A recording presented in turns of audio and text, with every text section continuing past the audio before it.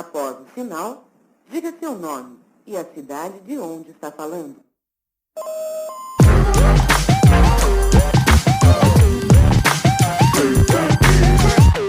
Por um fio. Salve, salve! Aqui é Flávio Hassi, começando mais um papo sobre arte e cultura no podcast Por um Fio. E a nossa conversa de hoje vai ser com meu amigo André Cruz, que é ator, diretor e palhaço, nerd desde criança, foi iniciado no mundo dos quadrinhos por Maurício de Souza, no dos heróis pelo Zorro e Tarzan e nos videogames pelo Telejogo e Atari. E o nosso papo será justamente sobre cultura geek. Nós estamos pelo canal Casa das Artes no YouTube. Curte, comenta, se inscreve aqui no canal que é para acompanhar a nossa programação, porque todo dia tem um vídeo novo sobre arte e cultura, e às segundas o nosso papo chega ao Spotify e demais plataformas para podcasts. E sem mais delongas, vamos para o nosso papo.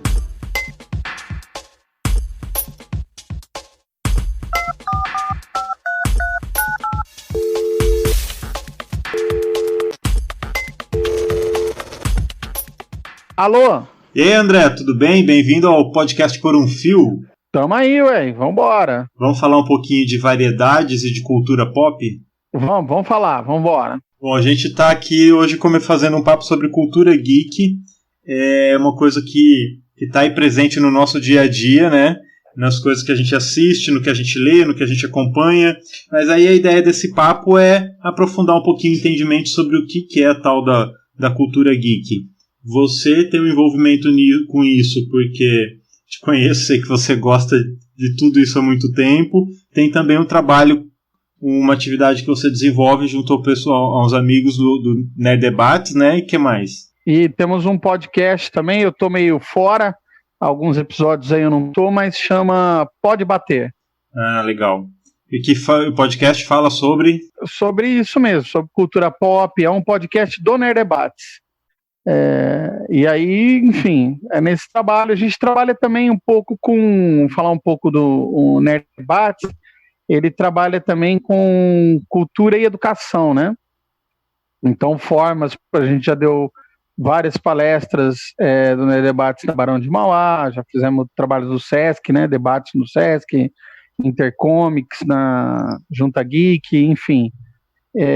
E a gente volta às vezes um pouco, dá uma voltada para a questão da educação, né?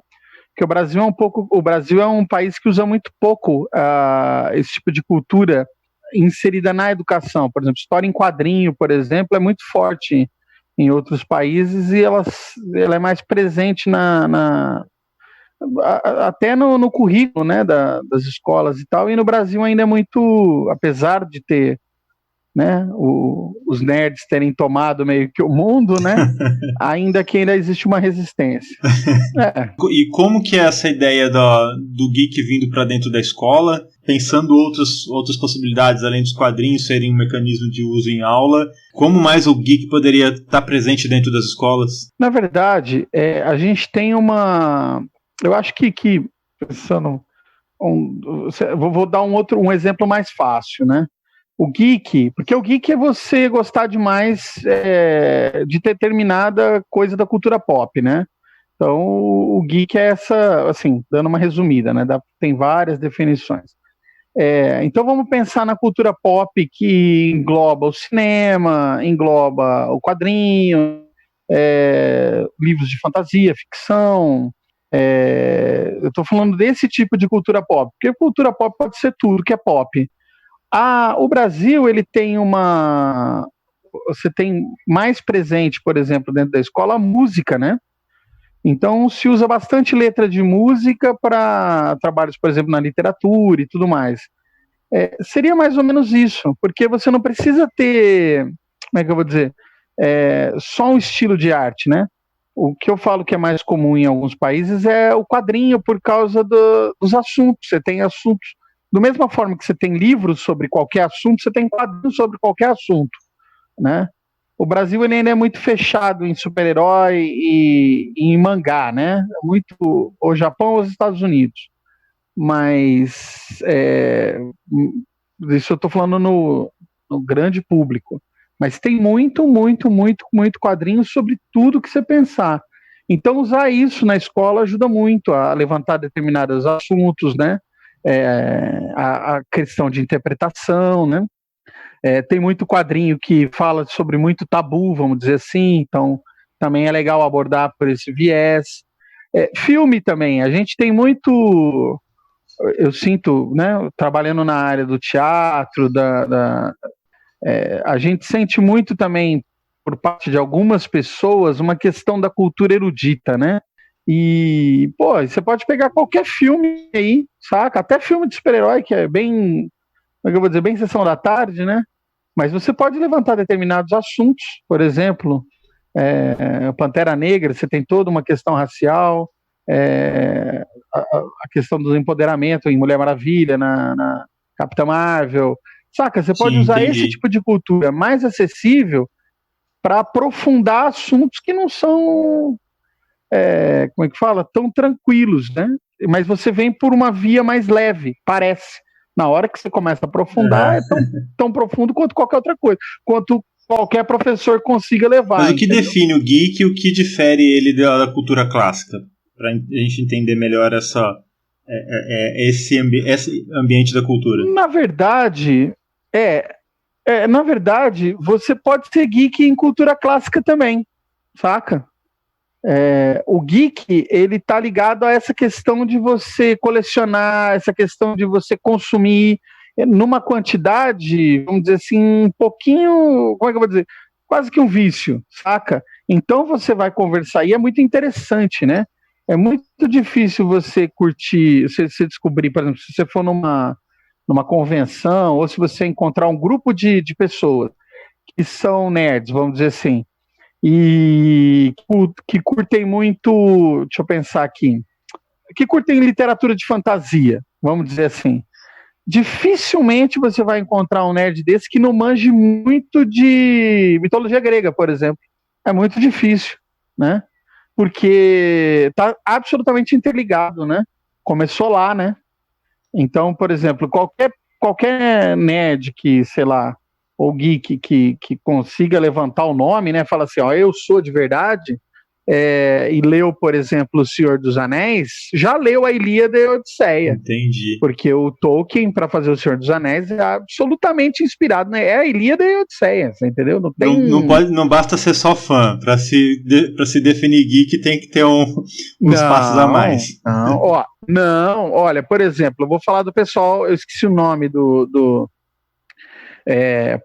pessoal que faz aqueles combates, não sei se você já viu, que fazem combates reais mesmo, só que as armas são revestidas. Sei. Não lembro o nome, mas sei o que é. Eles fazem em parque. Agora não, né? É que aqui teve algumas convenções, né? Teve alguns encontros que deu Junta Geek, acho que foi no Junta Geek que eles vieram. No Sesc também sempre tem o @geek, ele sempre vem. Mas você tem isso muito em São Paulo, nos parques de São Paulo, eles se encontram para lutar contra o outro clã, entendeu? E, por exemplo, você tem o clã de samurais, você tem os nórdicos e tudo mais, e tem determinados clãs que a pessoa só entra se ela falar a língua, saca? Uhum. Então, por exemplo, se você vai para o clã de samurai, o cara ou fala japonês ou ele nem aceita. Então, tem isso, não é uma coisa mais ou menos, entendeu? O geek é um negócio que dá trabalho, não é, vou virar geek amanhã. Tem até um termo que veio com um seriado que é um seriado famoso de geek, né? De nerd, que é o Big Bang Theory. Fantástico esse seriado, eu adoro. Fantástico, então. Galera gosta, mas quem entende? Os nerds. Você ri por causa das piadas, mas raramente as pessoas sabem do que estão falando. E aí, todo mundo que a gente ouve, você começa a ouvir, tem um termo que chama bazingueiro, por causa do Sheldon, né, que fala bazinga, né, que ele pega. Tem um termo que apareceu que chama bazingueiro, que é o quê? É o cara que ficou assistindo o Big Bang Theory e se acha nerd, né, e fala de meia dúzia de assunto, mas não domina e tal. Então tem uma zoeirinha também com a galera que gostaria de ser, né? Essa coisa de ter muito filme de super-herói e tal, mas pouca gente sabe quem são aqueles personagens e tudo mais. Então tem uma história, o aprofundamento da galera aqui. O que está dentro do universo geek? É HQ, filme? Tudo. Via de regra na área cultural, né? Colecionáveis e tal, mas é tudo que você pensar em cultura tá lá dentro. Ficção científica? sim, não, esses são os clássicos, né? Fantasia, ficção científica, isso tudo é clássico. Mas, e aí você tem, né, os cyberpunk, steampunk, você tem 1 milhão de terminologia aí que tá dentro. Mas o que eu estou dizendo é bem na cultura mesmo, e via de regra é dado como cultura pop, né? Mas é o que a gente fala, resumir demais. Por exemplo, você vai, videogame, né? Os games, você vai ver jogos, por exemplo, de videogame, tem um que é a franquia que eu mais gosto, God of War, Deus da Guerra, que é o Kratos, que é o personagem, e que faz um pacto com Ares, né, para ganhar uma guerra. Ele é um espartano, ele vai perder a guerra, ele faz um pacto com Ares. Quando você joga o jogo, é um absurdo, porque tá toda a mitologia grega ali, né? Ele é uma série de jogos, eu não lembro se tem 6 ou 7. Ele é absurdo, tipo de bem pesquisado, então você vai encontrar toda a mitologia grega. A história do personagem, se você conhece mitologia grega, e muita gente foi estudar mitologia grega por causa do jogo, se você conhece mitologia grega, você fica passado, porque eles misturam, né, o Ares, eles misturam o Hércules, o Kratos é um personagem que existe na mitologia grega, que é Kratos, se não me engano, é poder, né, mas ele é um personagem menor ali, né, e aí ele passa a ser o deus da guerra porque ele mata o Ares, tá ligado? Uhum. Então ele vira um semideus quando ele faz o pacto, e depois ele vira um deus. E aí no decorrer dos jogos ele mata todos os titãs, depois ele mata e vai para todo lugar que você pensar, o reino do Poseidon, vai para o Hades, enfim, é um tour ali na mitologia grega, tá ligado? Então não tem como você falar, sabe, é uma coisa rasa, como todo mundo pensa, né? Não tem como ser, né? E o geek também não deixa, né? O geek é um cara chato, né? Então ele cobra, saca? Não dá pro cara fazer mais ou menos. Você sempre vai achar um cara que sabe demais da conta e vai reclamar pra caramba. E o que o geek e o nerd mais faz é reclamar. E quais são os principais ícones hoje da cultura geek, de HQ, filme, ficção? Quais são os principais símbolos? Cara, aí vai, isso é muito, como é que fala? Assim, tem os meus, se separar para pensar, muito de gosto. Você tem super-herói, né? Não, tem de gosto, mas tem uns que você vai no planeta inteiro e vão ser reconhecidos. Por exemplo, se você pegar um símbolo do Batman aqui, ou na China, sei lá, no Kuala Lumpur, eu acho difícil achar uma criança que não sabe que é o Batman, né? O Homem-Aranha, a mesma coisa, o Superman, então isso nesse lado. Se você for pensar em cultura de fantasia, vamos dizer assim, não há quem não saiba quem é o J.R.R. Tolkien, que é o do Senhor dos Anéis. O Isaac Asimov, né, que é da Fundação. Tem uns clássicos, assim, o Philip K. Dick, sei lá, quem mais sei lá, o Spielberg no cinema, né? Ele tá dentro da cultura pop, é um ícone. Você tem vários ícones, né? O cinema ele tem um papel importante, fundamental nessa popularização da cultura geek, depois de ter adaptado tanta coisa pro... Sim, o cinema sim. O cinema tem uma história que a gente nunca sabe o que é real, o que não é com o Bruce Lee, né? Mas sempre houve umas histórias, que é outro ícone pop, o Bruce Lee. E não sei se você sabe que ele é formado em filosofia, né? Ele era formado em filosofia. E ele tinha, além de ser um puta mestre de arte marcial, criar a própria arte marcial dele e tal, ele tinha uma filosofia que ele queria passar, uma ideia filosófica, né? Cunhada por ele. E ele resolveu usar o cinema, porque ele disse que no futuro próximo, né? Porque ele morreu, eu não lembro agora o ano, enfim, mas foi comecinho de 70, né? Num futuro próximo, tudo ia ser comunicado pelo cinema, que o cinema ia dominar todas as culturas, né? E foi muito rápido. O problema dele é que ele era muito bom em quase tudo, porque ele não era bom em cinema, né? Então, os filmes dele eram muito legais, são icônicos, mas não são bons, assim, na feitura de cinema, vamos dizer assim, né? Então, mas ele queria passar a filosofia dele através das histórias dos filmes dele.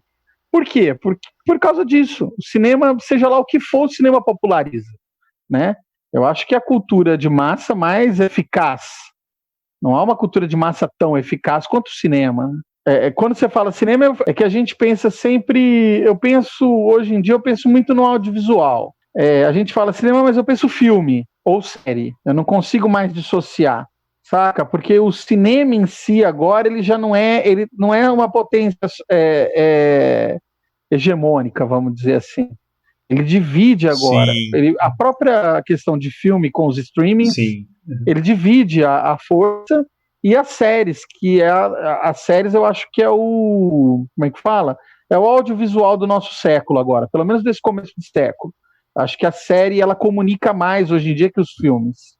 Né? O jeito que ela acabou sendo concebida agora, né? Que ela mudou muito da década de 90, anos 2000, para agora essa Inclusive, época. A gente tinha antigamente, se falava muito que a adaptação de personagem, de herói para o cinema era sempre muito ruim, e isso mudou muito de uns anos para cá, né? Saíram muitos filmes de adaptação de HQ, não só dos heróis clássicos, mas de vários HQs, e não só filmes, né? Agora séries também. Várias adaptações que ficaram muito boas. Acharam a mão para adaptar herói para o audiovisual? Não, eu acho que não. Eu acho que é proporcional a tudo. Claro que eu não acho que não. Claro, como todo geek, eu sou rabugento. Não, eu acho que é proporção. Você conta nos dedos de uma mão filme de super-herói bom, saca? Pelo menos pro meu gosto. E a adaptação boa, né? Então, quer dizer, porque cada um também tem a sua visão de como seria adaptado. Como não se adapta nada literal, né? É bem difícil, principalmente porque a mídia é diferente. Seriado também, você tem alguns bons, mas a grande maioria, você só tem quantidade, né? A qualidade continua, sabe? Estão sempre pecando em alguma coisa. Quais que você gosta? Olha, eu tô curtindo The Boys, que é uma HQ do Garth Ennis. O Garth Ennis, cara, que é doente. Eles já adaptaram outra coisa dele, que era o Preacher. A primeira temporada é muito boa, e a segunda eu não consegui ir pra frente. A primeira temporada do Preacher é muito boa. Mas o Garth Ennis é doente. É muito difícil levar as coisas dele pra frente. Até nos quadrinhos, por exemplo, esse The Boys, por exemplo, a adaptação é muito boa. Não é igual, mas é fantástica, tá tudo ali. Só que mesmo eles tendo carta branca e fazendo as coisas, mesmo assim ainda não chega a 1/10 da doença que é na história em quadrinho, entendeu? Ela é pesada mesmo. E uma que eu acho que é uma obra-prima, chama Watchmen. Ele teve uma adaptação que é polêmica, uma adaptação para o cinema. Eu sempre falo assim, se eu comparar o Watchmen, a adaptação do cinema, com filmes de super-herói, ela é uma adaptação muito boa na média de filme de super-herói. Se você comparar com a HQ, ela é um lixo, porque a HQ é um ícone. O Watchmen é um ícone das HQs, né? É uma das HQs mais importantes, assim. De super-herói, talvez a mais importante. Vem ela e depois a reboque vem o Cavaleiro das Trevas. Mas o seriado, ele tá no grau da HQ, vamos dizer assim. É que o escritor, que é o Alan Moore, ele não deixa nem colocar o nome dele nas coisas, porque ele tem ódio dos filmes e tudo mais, né? Então não sai o nome dele, não saiu o nome dele, mas é dele a HQ. Não saiu nem no filme, não saiu no seriado e tal. E ele não assiste, ele tem ódio, mas se assistisse, ele ia dar o braço a torcer. É um primor o seriado, então já fica aí a indicação, mas então tem isso, tem o The Boys. E assim, de adaptação, eu gostei muito do Umbrella Academy, para ser muito sincero, eu achei a adaptação live action, a adaptação do seriado melhor do que a HQ. Eu não sou muito fã da HQ. E que eu me lembre, assim, de seriado esses, assim, saca? Não consigo lembrar agora nenhum que eu fale, nossa, como acertaram a mão. É bem difícil, bem difícil. Falar, ainda mais esses seriados, por exemplo, que tinha muito nas TVs abertas ou TV a cabo, com 20 episódios, sabe? 23 episódios, ninguém aguenta. saca? 23 episódios de 40 minutos, ninguém suporta. Demolidor, eu gostei muito do Demolidor, lembrei agora, e a Jessica Jones, foram dois que eu gostei muito também, seriados, que é aquela leva da Netflix que eles pegaram e acertaram a Marvel, foi bem legal. Opa, chegou uma mensagem para você, André. Manda aí. André, aqui quem tá falando é o Laurence Garcia, diretor de teatro de Rio Preto. E eu queria saber o que você tá achando desses eventos da cultura geek que estão sendo online nesse momento. Você teve o DC Fandom, você teve a de San Diego Comic Con, foram de formatos diferentes, né? Coisas acontecendo simultaneamente, mas também coisas acontecendo ao vivo, né? Outras gravadas. E qual que é a expectativa para a Comic Con do Brasil, que é a maior Comic Con do mundo, e que também já anunciou que vai ser online. Laurence, valeu pela pergunta. Vamos lá, eu acompanhei depois, eu não tenho muita paciência para ficar horas vendo, sabe, porque você sabe, né, tem todo um jeito de ficar prendendo a atenção que não prende a minha atenção, entendeu? Eu não entendo, por exemplo, como na era da informática, que você tem que fazer vídeos de YouTube de 3 minutos, 5 minutos, eles fazem uns eventos tão grandes assim, saca? Então eu não tenho essa paciência, eu espero passar para pegar os resumos, para ver só o que eu quero. O DC Fandom foi o que eu mais acompanhei e, enfim, eu gostei, tipo, não gostando, vamos dizer assim. Eu tenho uma birra com o Zack Snyder, então eles centraram bastante naquela porcaria da Liga da Justiça dele, que ele vai lançar lá o corte dele, que é, sabe, uma coisa mais, como é que eu vou dizer? Eu sei lá, mais inútil do que qualquer outra coisa, ele refazer um filme ruim, né? Enfim, não vai melhorar porque ele errou desde o início, ele errou na concepção, acho que ele nunca leu história em quadrinho. Toda a construção do Liga da Justiça pegou mal, né? Não, mas é tudo, cara. O Batman dele é burro. Quer dizer, na história em quadrinho, o cara é um humano que vive no meio de um monte de semideus, sobrevive porque é um dos caras mais inteligentes do planeta e o Batman dele é burro. Eu sempre cito de exemplo assim, não consigo pensar no Batman mais burro do que o Batman que ele inventou, que teria morrido em 5 minutos em Gotham, porque Gotham é o lugar mais perigoso do mundo, né? Que é o que tem mais vilão por metro quadrado, aquilo lá. E ele não ia durar um segundo, não ia durar 5 minutos naquela cidade. Aí, por exemplo, tem o Batman versus Superman lá, que ele tá com, pra fazer uma referência ao Cavaleiro das Trevas, só uma cena. Ele tá com uma espingarda que ele vai atirar num caminhão, como chamam? Um rastreador, né? Porque o Batman faz muito isso nas histórias em quadrinho. Só que o Batman, história em quadrinho, por que ele rastreia? Ele rastreia pra saber onde vai. Ele segue de longe, chega depois e pega todo mundo de surpresa. O Batman do Zack Snyder, ele atira o rastreador e segue o rastreador com o carro dele no caminhão que ele quer rastrear e ele destrói o caminhão com o carro dele. Quer dizer, você fica pensando assim... Pra quê, né? Como é que alguém pode ser tão burro? Então, enfim, me irrita.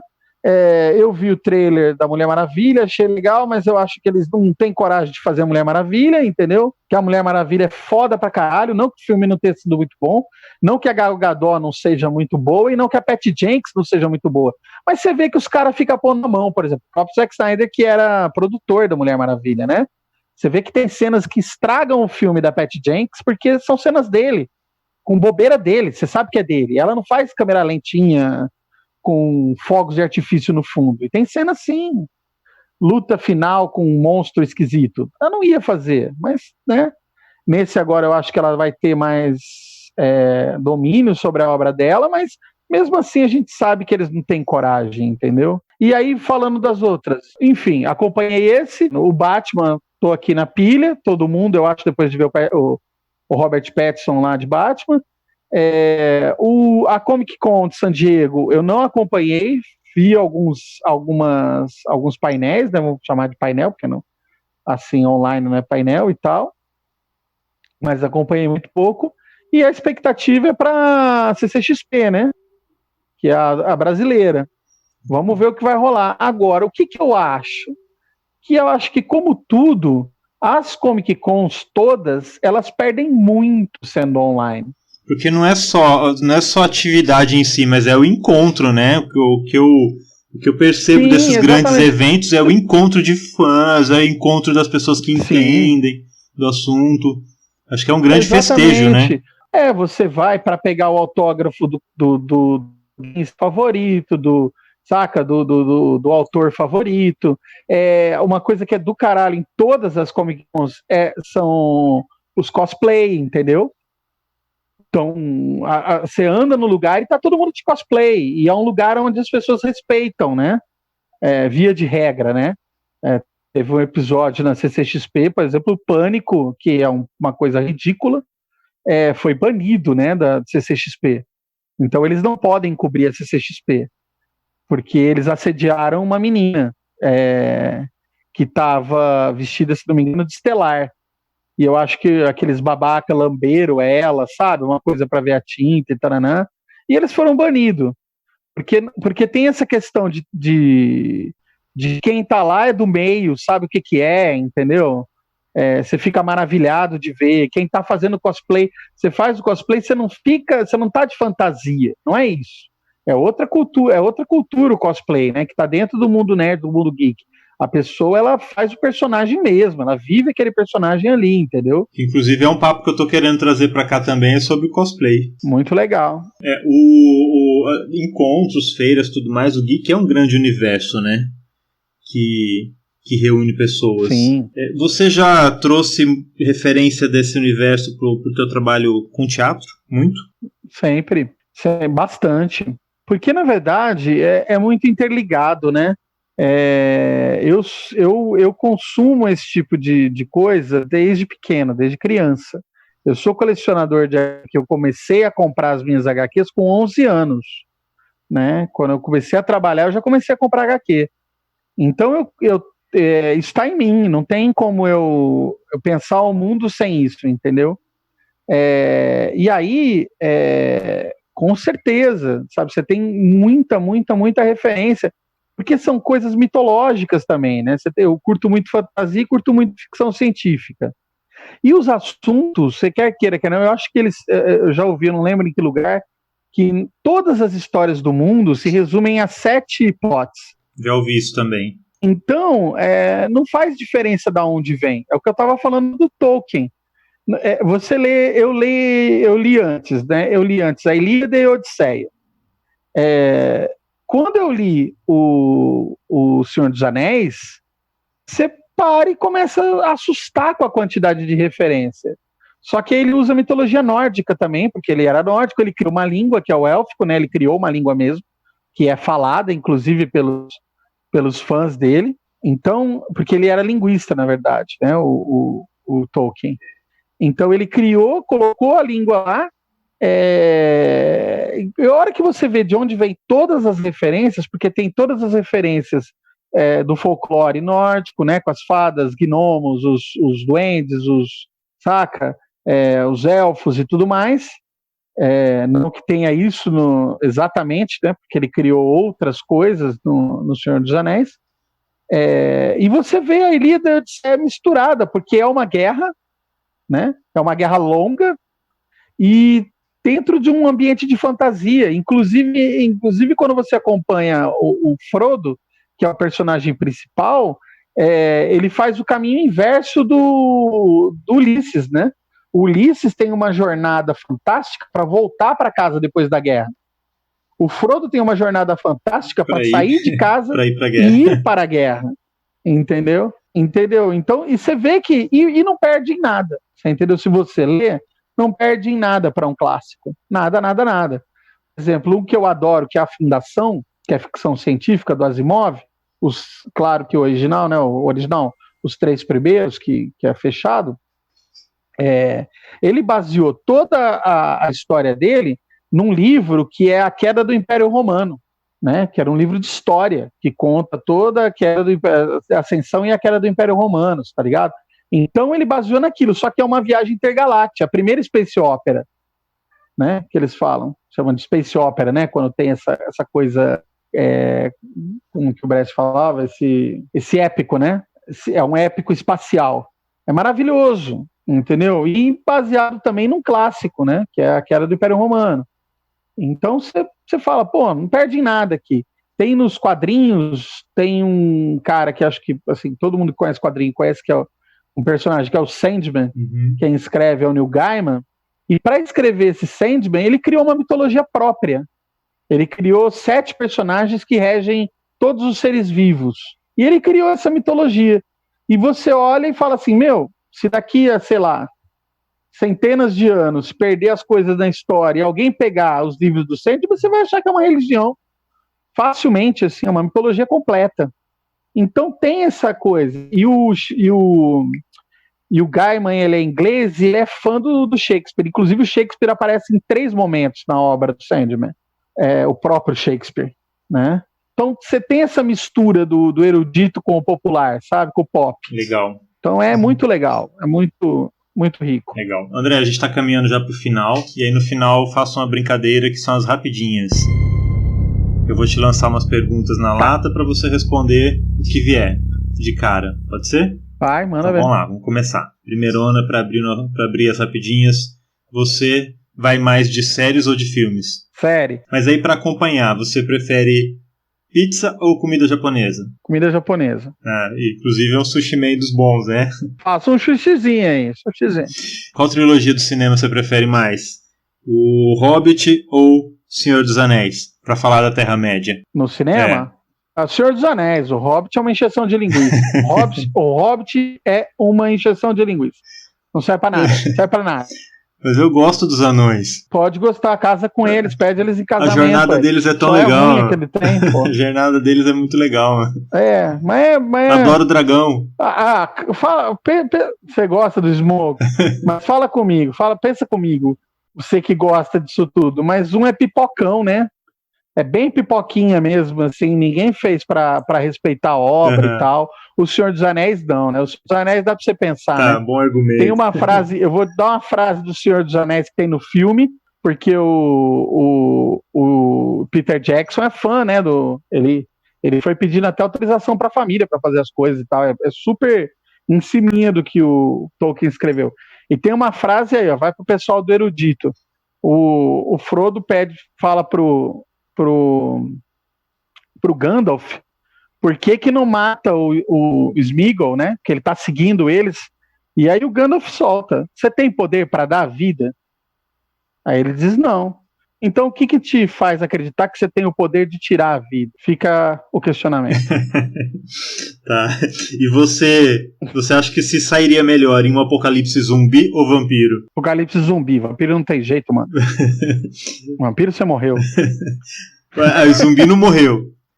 Cara, zumbi você dá um jeito, né, velho? Só se for aquele zumbi muito esperto que saca. Agora, vampiro não tem jeito, mano. Vampiro você vai se esconder aonde? O zumbi mais esperto que tem, dos que eu me lembro na cabeça, que eu acho que é ágil, que é difícil enfrentar e tudo mais, é o do Guerra Mundial Z. Mundial Z, só que o cara descobre que se você estiver doente, por exemplo, na época da Covid, eles não iam morder ninguém, por exemplo. Eu adoro aquele filme. Lembra que o lance é ter uma doença?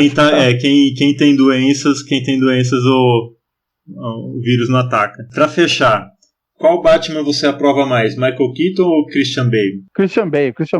Michael Keaton não tem nem altura, né, pra ser Batman. Coitado. Michael Keaton devia ter trocado, devia ter feito o Wolverine. Né? Eu não gosto muito do Batman do Michael Keaton, mas tem gente que gosta. Eu não sei quem gosta, eu também não gosto. Não gosto dos filmes do Tim Burton.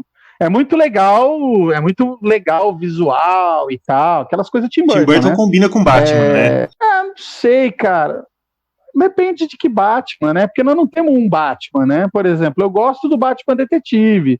Eu gosto do Batman que pensa. Você não gosta tanto do Batman sombrio. Entendeu? Eu gosto de outro tipo de Batman. O Batman do Michael Keaton é muito, sei lá, não sei, não gosto. Tá. O visualzinho é legal, mas ele em si... Ô, André, e quem quiser acompanhar teu trabalho artístico, te encontrar nas redes, te procura como? André Cruz.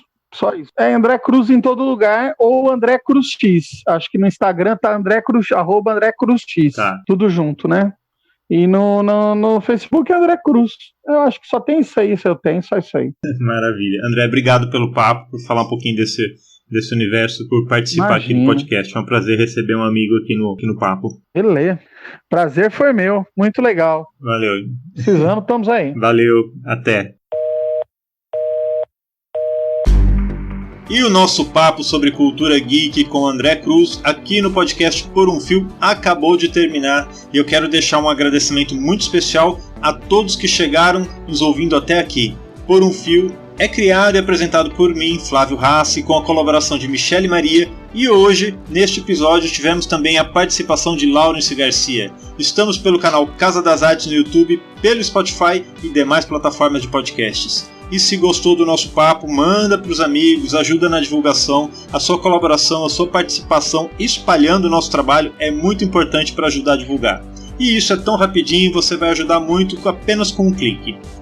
Nossas redes estão na descrição do podcast, acompanha, manda comentário, sugestão, pergunta, dica de tema, o que quiser. Aproveita também para ouvir os outros podcasts que estão na nossa playlist e até já!